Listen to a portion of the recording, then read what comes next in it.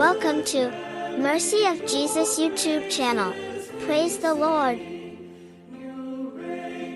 இன்றைய நாளுக்கான தேவ வசனம்.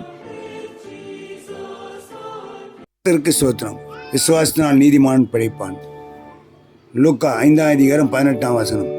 அப்பொழுது சில மனிதர்கள் திமிர்வாதக்காரன் ஒருவனை படுக்கையோடு எடுத்து கொண்டு வந்து அவனை உள்ளே கொண்டு போகவும் அவருக்கு முன்பாக வைக்கவும் முயற்சித்தார்கள்.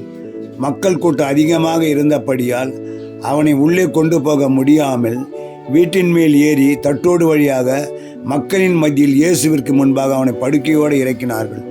அவருடைய விசுவாசத்தை அவர்கள் கண்டு திமிர்வாதக்காரனை நோக்கி, மனிதனே, உன் பாவங்கள் உனக்கு மன்னிக்கப்பட்டது என்றார். எழுந்து படுக்கை எடுத்துக்கொண்டு போ என்றார். கொண்டிருக்கும்போது 4 நபர்கள் விசுவாசத்தோடு வந்து அவனை படுக்கையோடு கொண்டு வந்தார்கள். கூட்டம் அதிகமாக இருந்தது. தட்டோடுகளை பிரித்தார்கள். 4 நபர்கள் ஒன்று சேர்ந்து உள்ளே இறக்கினார்கள். அவருக்குள் விசுவாசம் இருந்தது.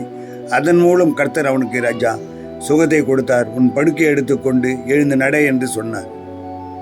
சோத்திரம் கர்த்தாவே, சோத்திரம் ஆண்டவரையா.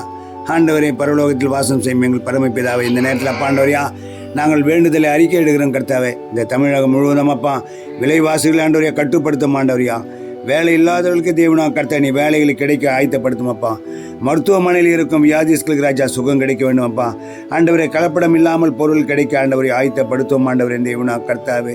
தமிழகத்து முழுவதும் ராஜா ஆண்டவரையா, ஆண்டவரே, ஜனங்களை எல்லாம் ஆண்டவரையா, ஆண்டவரே, கஷ்டங்களிலிருந்தெல்லாம் கவலைகளிலிருந்தெல்லாம் வியாதியிலிருந்தெல்லாம் விடுதலை தாரும் ஆண்டவரே. உங்க கொடான கொடி ராஜா சோத்திரம் ஆண்டவரே. ஆமேன் ஆண்டவரே.